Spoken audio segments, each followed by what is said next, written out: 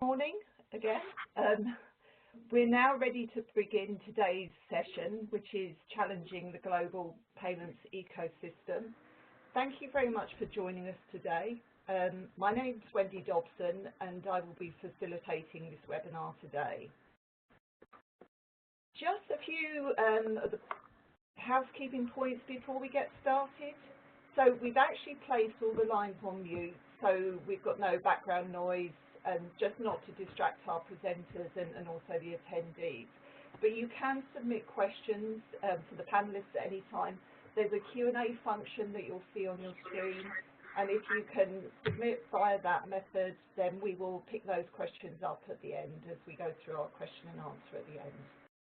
Also, after the webinar, you will actually get presented with a survey, and please, can I ask you to fill that in? It's really important to get your feedback for today, so that would be great. Also, we are recording the session, so we will share it with you. So just really now to kick off. So basically, ACI recognised that digitisation has forever changed the payments industry, and in this session today, what ACI and Arvato Financial Solutions will do is explore the challenges and the requirements of developing a platform that meets these ambitious goals, enables future market growth, and also creates a global omni-channel payments experience. We'll be discussing the irrevocable changes and challenges that digitisation brings to merchants and the payment service providers. So just to introduce myself, I'm Wendy Dobson. I'm Director of Strategic Partnerships at ACI.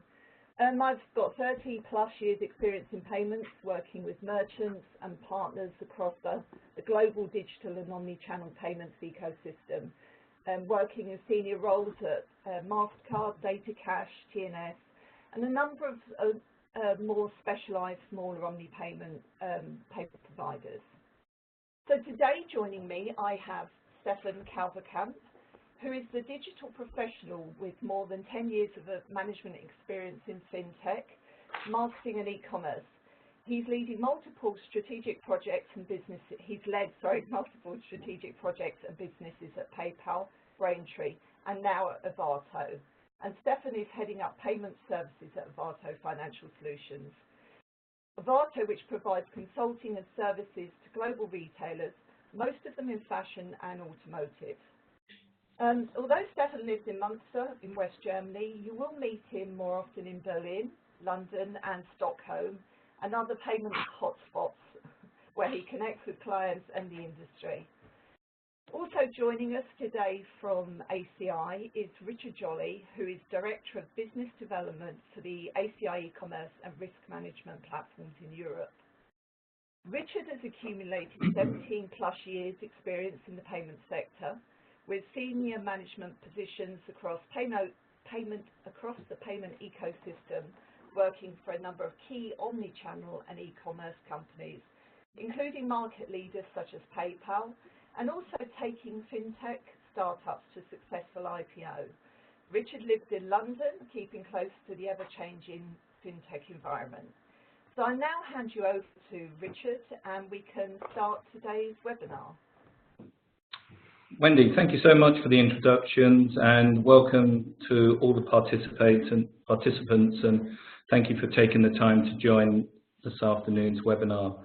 On account of the English accent, you'll be recognizing me as opposed to Stefan during the course of the webinar today. Fundamentally, what we wish to present is an alternative view and perspective of some of the challenges that are confronting merchants in what could be described as the battle of the consumer land grab. And quite clearly, the fast adoption of technology and access to data is compelling those merchants to re-examine how they best equip themselves for future success. And together with Stefan, this webinar is our interpretation of how merchants can adopt a different approach to that challenge, fundamentally around global payments, especially in a more digitalized marketplace. And we'll be discussing the changes of the payments ecosystems through the lens of the digitally conscious consumer and what that consumer and customer expects in terms of fast and convenient payments, with high security standards and the immediate availability of payment information. And I know, Stefan, that's a view that you strongly support and that you have seen in the marketplace. Absolutely, Richard. So it's really interesting to see how consumers act today and that they are confronted with an ever-changing environment. So just think about Google Pay and Apple Pay and how they changed the way we pay. And we all have seen photos and notices of small merchants, small local merchants accepting WeChat Pay and Alipay instead of cash in China and in Asia. So commerce is becoming more global. China and the US are the most popular destinations for cross-border, so that's really effective there already. And well, also in Asia, we do see some countries with 3-digit growth in e-commerce. So that's definitely massive and a huge change in the environment.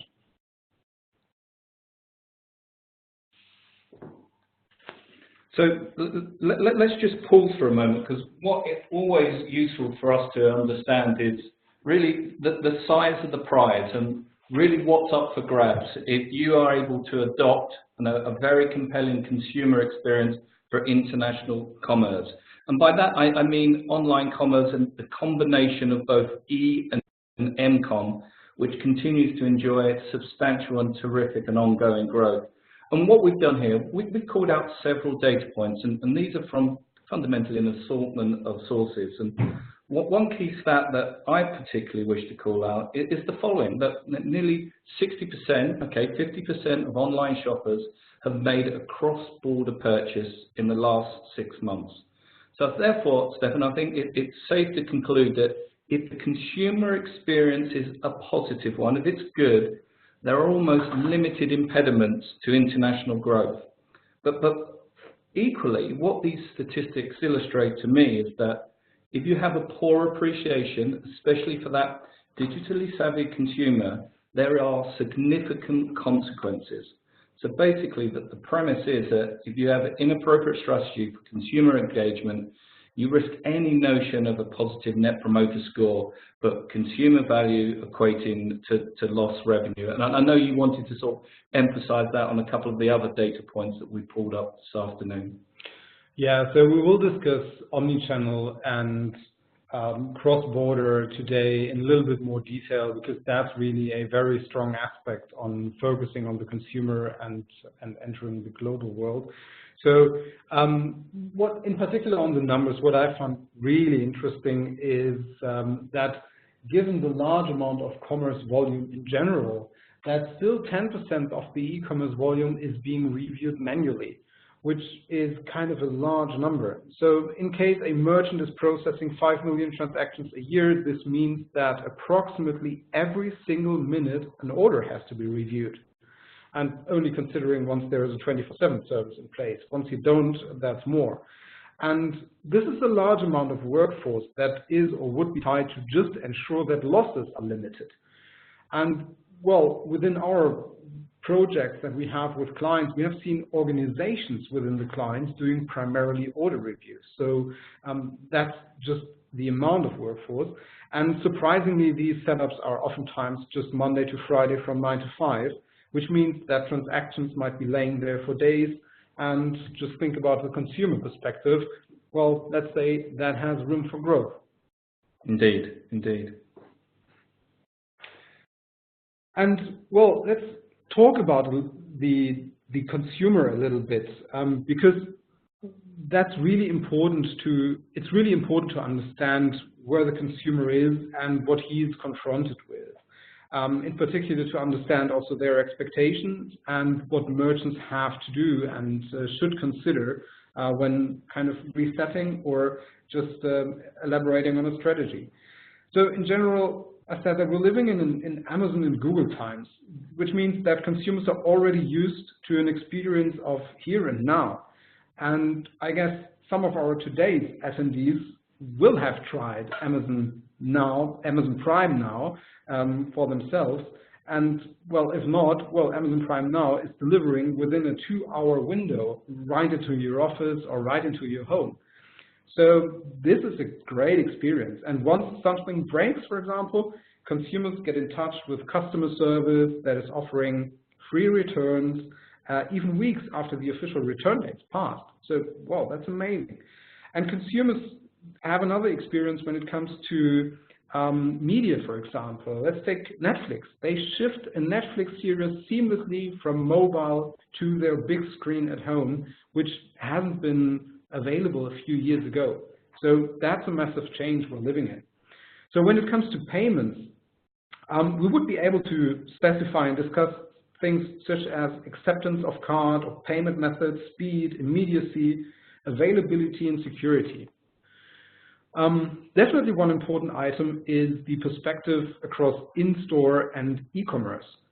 Consumers of today expect the local store employee to have access to data that shows how much and what he ordered with his merchant online, so that he gets recommendations, benefits, loyalty, and the same service as online.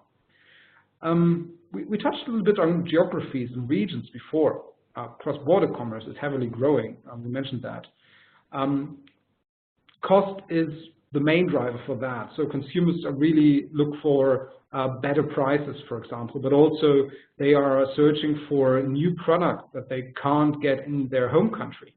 So this is really the background, and they are able to do that. And this is interesting. But once buying abroad, this means that they would like to pay with their preferred payment method, or with at least a payment method that they're used to.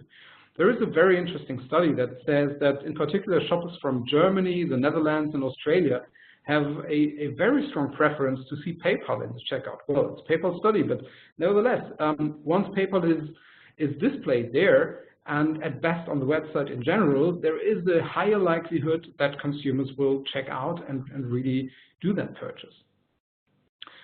And yeah, well, once going into payment methods, we can go even deeper. There are plenty of studies and data available on how local alternative payment methods increase trust and willingness of consumers to order. Yeah, I agree. But before I go into a little bit more detail about that particular dynamic, I just wanted to call out this survey, because I really like this customer-first view, because it really takes a transparent and structured approach to asking the consumers what they want and what they expect. Of course, they don't use language like Omni-Channel, but they mean things like click and collect, store returns. They expect a swift and a quick page load speed, especially in this mobile-first world. And really, I understand it that security is seen as the responsibility of the merchant. And for me, relevancy translates to ensuring the most trusted and recognized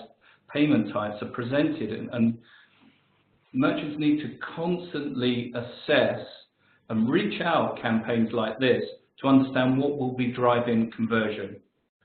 And this slide very much talks to that conversion driver and challenge. I mean, fundamentally, what we picked up is that a safer sense of purchasing equals to more confidence, which equals a greater commitment to purchase.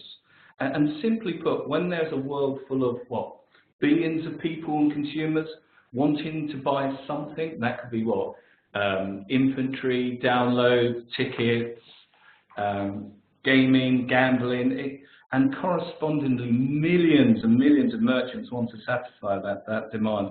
We have to ensure that that experience is a compelling one, and that means to be safe. They need to feel confident, and then they will commit to the purchase. And one of the most crucial consumer touch points during that shopping experience is basically the moment the consumer is asked to pay for the goods or services or downloads that they would like to purchase, the merchant is broadly left with with, say, two challenges: fundamentally not exposing themselves to an intolerable or unbearable level of financial risk. I think that's taken. But fundamentally, it's about delivering the least amount of friction within the checkout process to maximize conversion. Research shows that if you offer the three top payment methods in any market, rather than only the top one, that can increase conversion by up to 50%. And the final bullet here, that the 59%, it's heading up to almost 2/3. will abandon the transaction if their preferred payment method is not in place. So the takeaway on this particular side is that for merchants to give themselves the greatest probability of international success, they must offer the local payment methods that both recognized, trusted, and utilized by that end consumer. And when we think about like Europe at a macro level is characterized by a high level of diversity and change, that the same characteristics can be applied and to the respective payment landscape. And this slide very much talks to that point, and that pattern of diversity very much continues in payments. And what I fundamentally have a challenge about is when merchants are unable to offer that local payment method because they're actually leaving money on the table. And what we have to understand is that diversity exists not only in a pan-regional basis, but in like local markets. So you and I, English, German, come from all countries with broadly the same maturity in terms of e-com, broadly the same volume of population and GDP, but we have fundamental differences in consumer behaviors when it comes to our payment preference. And so what is it with Germany that they have this apathy or perhaps even dislike for credit in comparison to other markets? Yeah, true. No, absolutely. Look, in particular, payments, that's a historical thing in Germany. Germans are pretty risk averse, don't like debt. You'll see that in housing, for example. We typically buy houses much later than other nations, as well as in e-commerce, where we tend to buy only what we can pay within the next few weeks. So, well, yeah, this is definitely a pretty German thing. And, well, Germans also demand very strange things, such as paying upon invoice, open invoice.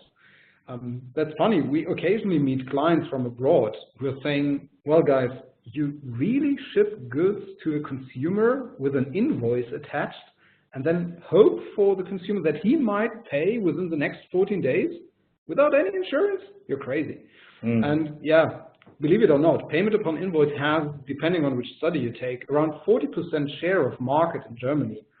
And if you ask consumers, 40% again name open invoice as their first choice in checkout, and even 80% see it as at least in their top 5 payment methods. And well, by the way, just once merchants are concerned, so there are providers offering risk checks and data to support the open invoice, or providers who factor and take the entire risk. Well, even merchants who might not offer it should better actively review what the opportunity is, because there might be a huge amount of consumers who are left out. Once you take a look on Europe, another example is Poland, where you have a similar preference for bank payments, but where you have providers such as P24 and PayU, also consumer brands, that are aggregating the technical interface to the banks and do the connectivity. So they are adding their services, such as installments, on top. And, well, going into other countries, take the Netherlands, you will probably not go live without Ideal. In Switzerland, there is Post Finance. In France, it's Carte Bancaire. In Russia, Yandex and Kiwi, and so on. So this is only Europe, and it goes on, right? Yeah.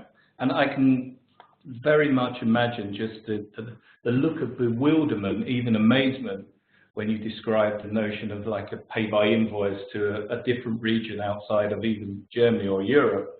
And look, before we switch to sort of the general challenges that merchants are facing, I'd be curious to know what are you hearing in the market, or what merchant appetite are there for push payments with the pending evolution of PSD2, and what opportunities that might present within payments? Yeah, interestingly, there is not a lot of movement at the moment, and there's not a lot of change, although merchants are aware, pretty much waiting for the schemes and some providers to inform about the changes. So it's slow, but in the end, the change is happening in the market, right? And the challenges on the merchant side are not only the payment method, but there are a lot more. So we talked about the payment methods and the conversion parts here, but let's briefly go into omni-channel. So what we see once we're working in projects with clients is that many retailers have entirely independent e-commerce and in-store solutions. Well, this is resulting in limited client management and less marketing and upsell opportunities. Sometimes what we have seen is that not even identification of the user for loyalty purposes is possible. And another item is fraud and risk, and I'm pretty sure attendees are aware of that, but the fraudsters and fraud patterns are changing as well. So also merchants have to keep up with that. And once you simply raise the bars in the risk system and just raise it, this results oftentimes in negative impact on customer reputation, because customers are not able to pay anymore and their checkout is declined. Well, provider setups, that's another item. So what we have seen when assessing merchants and retailers is that in particular global retailers sometimes have very individual provider setups per region or per country, which means that there is a PSP for Europe, one for North America, one for Asia, or an order review service in North America and one in Asia and so on. And that contracts, SLAs, prices, and all of that are not managed centrally. Well, there might be upsides. And cash processes are complex oftentimes with clients. For example, the payout from acquirers to the merchant bank, one very central piece, eventually takes 3 days after the transaction. Last but not least, legacy IT and the technical system. That will sound familiar to some of our colleagues and attendees. Oftentimes, merchants still have systems from the 2000s in place, eventually also fragmented across region and without redundancy. Well, also their performance and scalability, these are huge issues. So, well, reflecting on these challenges and the consumer, we do believe that oftentimes a very serious change is unavoidable. Yeah, look, one observation that I constantly see in the market, and then I share with prospects and clients and market stakeholders, is speed. Speed of change, speed of response, speed of adoption. And this fragmented landscape that you present and talk to, it makes it very difficult to stay ahead of the market and remain relevant, especially when we layer on what the consumer wants and how very challenging it is to constantly deliver and delight our consumers. And hey, I know, Stefan, like us at ACI, we have a particular focus on in ensuring that our clients are presented with a really wide perspective and choice of strategic decision and strategic vision. And look, I think it'd be really good if we can share with the audience like 2 options how PSBs and merchants might work together to provide a compelling story about international growth and especially resonating with the needs of the digital consumer. Yeah, absolutely. And honestly, there are not only 2 options or 2 extremes in place, but once you take a look into the market, you will see that there are plenty of providers having strengths and weaknesses everywhere. But in the end, well, once talking about that, it makes sense to keep it simple for a moment and discuss the very extreme models on the left and right hand side that you might have. So once you see all the complexity, you might tend to say, hey, let's simplify everything and let's have just one provider for everything who's taking care about the entire complexity and is just offering me with one service, one price or standards and so on. So this is happening in the market, and there are providers who really provide the one-stop shop solution. And well, it's more the closed loop environment. You can compare that with the mobile phone, smartphone operating systems. You have Google, you have Android. You have Android and you have the Apple model. So the operating system is entirely different. So it is here. So there are benefits and there are downsides. So with the one-stop shop solution that we have here comes definitely some ease, but on the other side, maybe a higher price, limitations in localization, limitations when it comes to roadmap orientation and so on. On the other side, the agnostic layer and the more individual solution might result in higher effort also on the merchant side, because there is some complexity that needs to be managed. But on the other side, there are definitely some upside when it comes to customization, customer orientation, and also connectivity.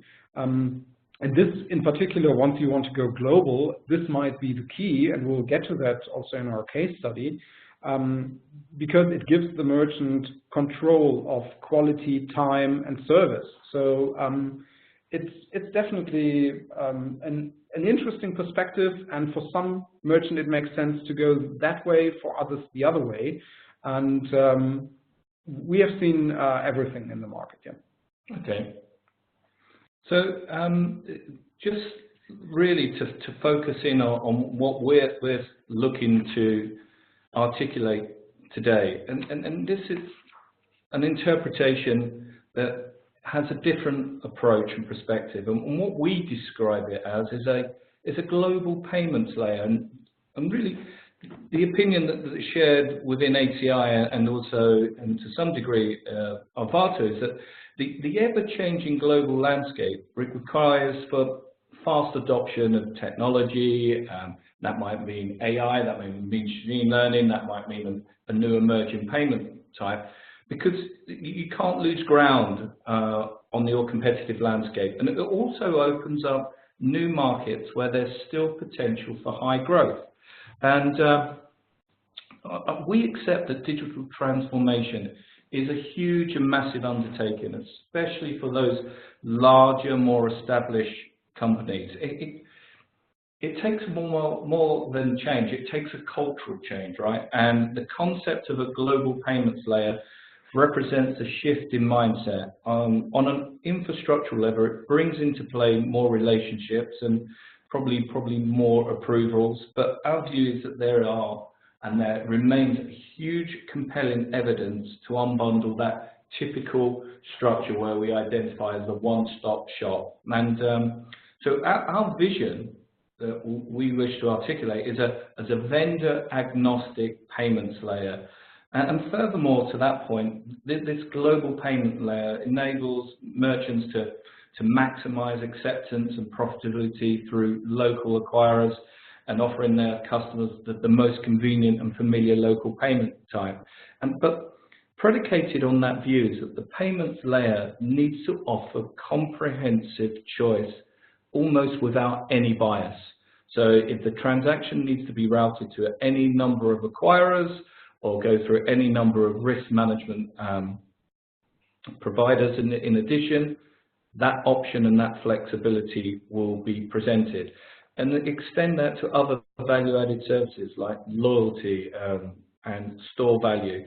So the concept of the global payments layer is very much as good as the level of comprehensive endpoints and connectors that we can be able to deliver. And that might mean a level of cash on demand, that might, cash on delivery, it might mean invoicing, it might mean an e-wallet, it might mean traditional card payments. So technology has driven this shift, and we're very clear that disruption is constant. But the pace of disruption that we're experiencing our very unique marketplace as payments professionals is completely unprecedented, certainly in the time that I've been in the market. So it's presenting new ways of doing business, engaging and delighting consumers to fundamentally sell more stuff, inventory, tickets, downloads. So this landscape that we talk of will significantly be changing and different in another year, another 10 years' time. So that mindset really must embrace openness. It needs to be able to tie in lots of data points to enable a single customer view. So it needs a complete agnosticity in terms of acquiring, payment methods, risk platform, a way to ensure that the card is enrolled in any 3DS program, and levels of manual review and reconciliation. And I know you're very keen to pick up on a couple of these points. No, in general, I totally agree. So it brings the flexibility that at least our merchants oftentimes want, and the ability to run the solutions and systems and processes that are necessary on a global scale, or at least on a multinational scale. And just to give you a very basic example, we will go into details in the case study, but Richard, do you know which issuing bank routes every transaction into 3DS? Should I? Because I don't. Well, in case you would have implemented a service provider that provides you with this information, well, you might have upsides. You as a merchant can decide whether you want to simply route every transaction into this bank, or if a manual review might be better for you, as you don't want to deal with the handling of the chargebacks. And the other way around, once you know which bank is simply not offering 3DS, hey, there is a liability shift and a chance of a liability shift. So, well, there are examples, and makes sense to go into the details in the case study. Yeah, I think that's a good segue into what we believe is a very compelling use case, a retail case study. I mean, we describe this as a journey of co-creation, right? When we worked with this global retailer, and it's our firm view is that these seismic changes that are challenging the traditional ecosystem are compelling users to rethink what they do in terms of engaging with consumers. And it's certainly cemented our view that the notion of a global payments layer delivering this level of agnosticity of a marketplace of acquirers and risk management planes will have significant appeal to merchants. And look, if you think this transformation is too difficult, you have reservations of the notion of a global payments layer, let us both walk you through this user case and describe what value was actually brought to this international retailer. Because I think the evidence is hugely compelling. So let's start picking apart that user case and the journey that we all went on together. Yeah, absolutely. It's an exciting story.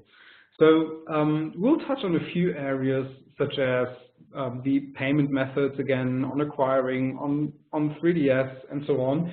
But so the base was that there was this global retailer with a very strong brand, and this project lasted for about a year, so before changing anything. And this retailer was one who is one who's regularly releasing products in hype and flash sales, so that's very specific. As a global player, they are continuously growing into new markets and economies. They had a focus, well, for sure, on revenue and profit, but at the same time on customer satisfaction, so NPS. That was one of their main KPIs. They were pretty much stuck with a fragmented service provider landscape, high costs, and, well, as I said, pretty similar, multiple SLAs and cost structures in place across the regions. What they did is they started this project focusing on the entire process, but kept the consumer in the center. And this means that they started with an exercise that's pretty similar but more comprehensive what we did today in understanding the consumer perspective, and asked questions such as, what does the consumer want in their stationery shops, once going on the website, or when returning goods, when paying from countries such as Dubai, or when reaching out to customer support? And they answered all of that. And, well, they put the consumer in the middle. One area pretty obvious and straightforward and pretty familiar to everyone familiar with the payment industry is local payment methods. Again, I mentioned that this client wanted to start in some new countries, and the upside that this particular client has was pretty easily calculated. It's seen on the lower left, but the European countries that we jointly worked on, that was pretty straightforward. We had Trustly, for example, enabling. We had Trustly enabled in a few countries. We discussed for Brazil, Boleto Bancario, in Asia, Cashew, and the Alipays of this world. So that was pretty straightforward. But also in Middle East, that was a region where we jointly had not a lot of experience, and we both went there and figured out how to deal with Middle East, and in particular the United Arab Emirates, and which acquirer is relevant there. So we found one, Mashreq Bank, and found a way to implement it, and that was definitely that had a great impact on conversion and gross sales. Yeah, I recall that those very localized markets demanded a level of consultancy and guidance that the teams at Arvato and certainly at HCI were able to offer. Because there was no bias in terms of which acquirer that they wanted to use and which local payment method, we just wanted to provide an excellent choice and flexibility. And one of the key advantages of this concept of a global payments layer is, and it really resonated with this particular merchant, is that as tech companies, we remain completely agnostic to which acquirer or payment method they use. And they could roll back certain payment methods or acquirer relationships if it wasn't delivering on their key objectives. And also, in addition to the choice of acquiring that we went on, by having no bias or particular preferred acquirer, certainly from our perspective, they was able to ensure features such as dynamic routing were enabled. And dynamic routing, where you can just set up certain rules to ensure that that transaction goes to the most relevant acquirer. And also a concept and a feature that we brought into the market, which we're calling Smart Retry. If there's a decline message, the transaction can be seamlessly, with no degradation in consumer experience, to an alternative acquirer. So that really only begins to work with an agnostic payments layer. And I mean, and you've seen other examples where that lack of bias and but also that unlimited choice and flexibility brought value to the merchant that we're talking about today. Absolutely, because selecting an acquirer might be just the first step, but also acquiring optimization and transactional optimization, again, on the credit card side, really helps. So what we did at that point in time was to jointly with that merchant and another provider was to analyze transactions and the transactional performance. What they wanted was to actively route transactions and to have backups in place, as we said. But it's very interesting what they did, in particular in the US and in Russia, because in these large economies, you can find great upsides when you have the right acquiring partner. And why that? Because sometimes the big acquirers can be very beautiful. Think about the large ones in the region, the Ventus and CyberSources and so on. Once they get aware of an issuing bank that for some reason always declines certain MIDs, cards, or specific goods or amounts or whatever it is, these acquirers can put pressure on the banks, on the issuing banks, and well, they do. And they are actively challenging and reaching out to optimize the flows and help the merchant. That's possible only once the provider, the acquirer, has a relevant size, monitors transactions, and actively also manages the ecosystem. And well, first of all, the merchant has to be able to connect to those acquirers. Going into risk, which is another area that we worked on jointly with the merchant. So, well, we can spend another webinar on risk, absolutely. There are plenty of providers and experts on risk, but once you somehow classify risk solutions and also try to understand them, there are either pretty simple solutions that are just checking velocity and have standard risk checks, or there are solutions that's the second level, like that you have solutions that work with transactional reference and learnings and linking similar addresses, delivery addresses, or even IP addresses that led to chargebacks and include that.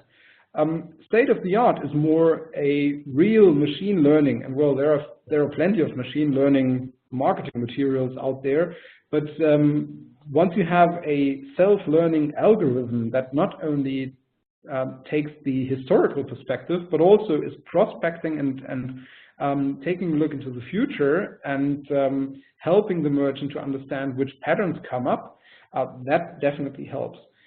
So, well, it always depends on the merchant which fraud provider to take, and also there it makes sense to test and to try and learn. Once the merchant has strong data analysts, it might make sense to go with a more sophisticated solution. Once the merchant wants to rely on a provider only, it makes sense with another one. And this flexibility also leads to the strength of an agnostic gateway. Yeah. Once going into the next area, that would be 3DS, also a very exciting one. So what we analyzed there, also with another provider, is that transactions worth multi-millions, you can see that on the right, have been declined, although a larger percentage could have been accepted with a liability shift. I mentioned that before. Without loss of conversion, this merchant would have been able to raise conversion and sales. So what's happening in the background is exactly what I explained to you earlier. There is a check that's being performed on which issuing bank will be called for the respective transaction and whether 3DS would be active by default or not, or which rules apply. So once the issuing bank does not provide 3DS, well, then there can be a liability shift onto the issuing bank, and this might be for the best of the merchant. So what we did here is that we implemented Cardinal, and we had a conversion uplift that was between 1% and 3% over time. So definitely also a very positive impact on the general profit of the merchant. Yeah. And going back to this concept of that agnostic global payments layer, isn't it just having the flexibility to link into a market leader like Cardinal Commerce gave this merchant another choice, and the results are hugely compelling in terms of conversion uplift. Okay. Absolutely. So just quickly on another area, this is profit protection, maybe not that techy, but in the end also an area that is really relevant when it comes to costs and provider management. So this merchant classified it as profit protection. So at the time of our, we had, so this merchant had two providers. One, very huge, okay-ish service levels, that was okay, but compared to the market, pretty expensive. The other one was acting in Germany, and unfortunately only from 9 to 5, well, pretty Germanish, not on Sundays, which meant, well, we talked about that many orders were blocked for days. And what the merchant wanted was a solution with a 24/7 setting, eventually with various sites across the globe, or a follow-the-sun approach, something like that. But what was even more important, that manual reviews had to be automated to some extent, at some point in time at least. And therefore, we thought about robotics to optimize the efficiency and to reduce the time-consuming recurring tasks from the agents. With that, we were able to save costs, improve the conversion, and also ensure that the consumer receives their order confirmation much earlier, and with that, also their goods earlier. And well, numbers speak for themselves. With this merchant, it was approximately 5 million over a 3-year period, and well, that's definitely worth the effort in looking into the details of it. Okay, so what we're saying here is that any uplift or ROI can only ever be maximized if there is unlimited choice. There is no level of exclusivity. There's no restriction on which vendor you wish to work with. You want to have the best of breed in terms of risk management, best of breed in terms of profit protection, best of breed in terms of acquirers that give you the greatest level of acceptance, but also at the least cost of acceptance. And you can certainly hear from both Stefan and myself that we are in no doubt hugely passionate about this concept and something that is of great appeal to global retailers. True. So here are our key takeaways about the agnostic global payments layer.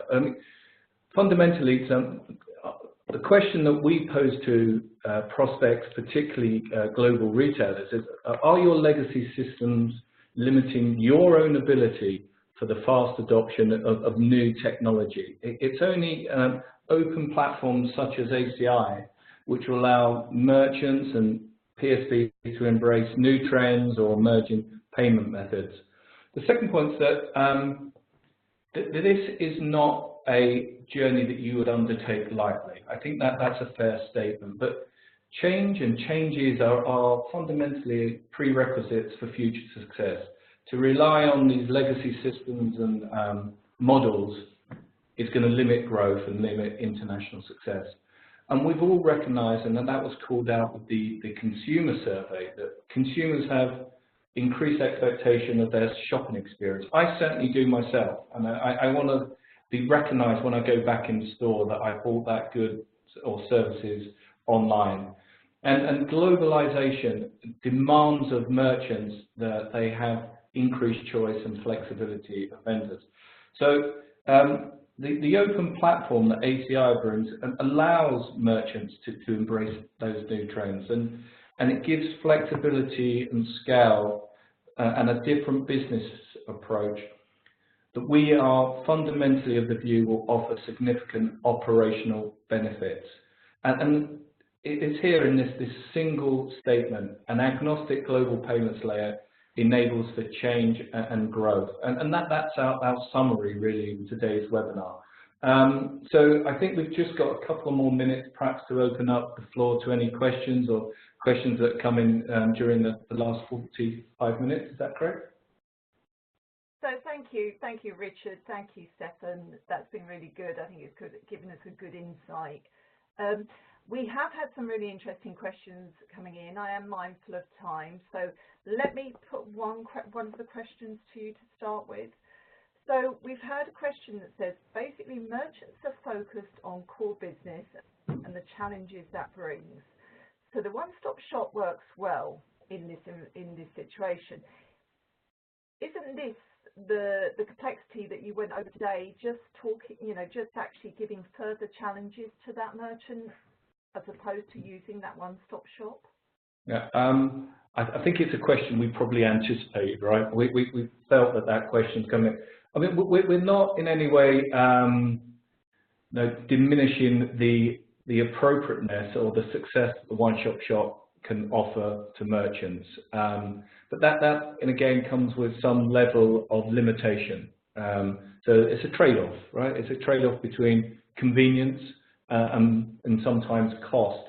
And we've been in several merchant journeys together with Arvato. I recall the one within the automotive industry, right, where fundamentally they're merging traditional manufacturing, building, selling cars, with fintech like connected devices and automatic charge up and digital downloads into the car.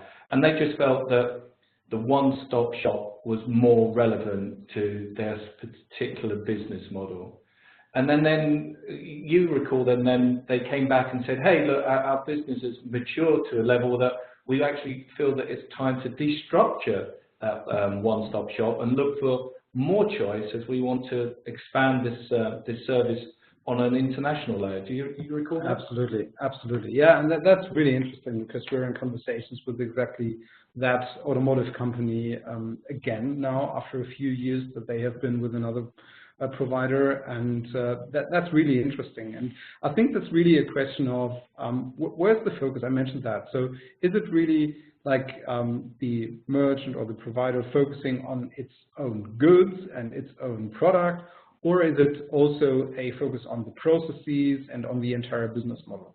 So wonderful. It's a great example, and we have seen merchants who move from that model to the other. And the interesting thing with the agnostic approach is, well, you can start with, let's say, pure processing first, and then go to the other areas later, and just overcome the complexity a little bit through that. Yeah, with the case study that we presented today, I think that merchants are about a third of their way with the global rollout. So right. it does create opportunities to work under two models. So I think, Wendy, we're almost coming to the top of the hour. I think if you can just bring together a summary of next actions for our attendees, and we'll close the webinar for today.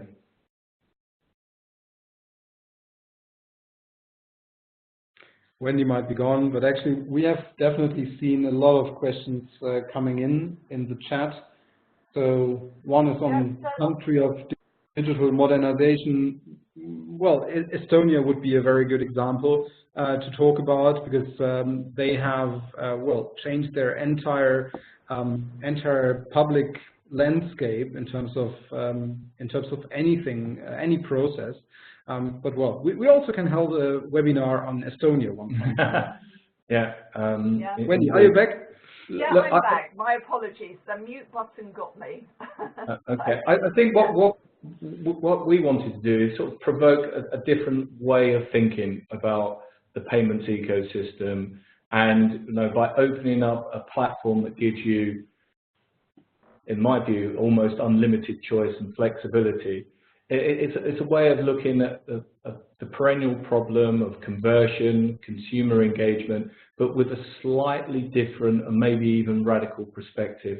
And to Stefan's point, we have seen a bunch of questions come in. We will genuinely and sincerely endeavour to reach out to those participants and come back with constructive comments and feedback. I think it just leaves me to say thank you for your interest, thank you for your participation. Stefan, I'm sure you also want to extend your appreciation. Yeah, and just to be, sorry, just to add on to that, Richard, we have recorded this session, so we will actually be sending it out to all attendees, and that can be forwarded on to colleagues as well. So, you know, as Richard said, if you've got any other questions, please reach out to Layla.